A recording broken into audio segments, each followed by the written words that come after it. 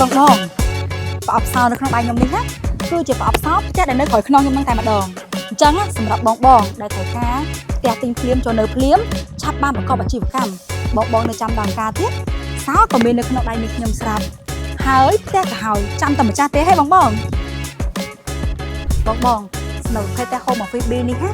ទំហំផ្ទះ4ម៉ែត្រកន្លះគុណនឹង16ម៉ែត្រហើយសម្រាប់បរិវេណផ្ទះបាយខាងក្រោយវិញគឺធំទូលាយមែនតែម្ដង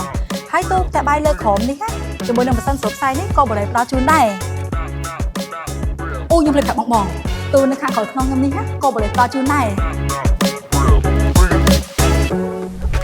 បងផ្ទះក៏មើលហើយអញ្ចឹងគិតដល់ពេលណាទៀតសម្រាប់ប្រភេទផ្ទះ Home Office B នេះណាយើងមានតែមួយទេដែលផ្ទះសាំងរួចសម្ភារៈក៏ដំឡើងរួចអញ្ចឹងបងចាំកាលទៀតតអ្នកតំណមកកាន់ Page Borrego Golden Park ដើម្បីទទួលបានប្រម៉ូសិនពិសេសកាន់តែ 10% ម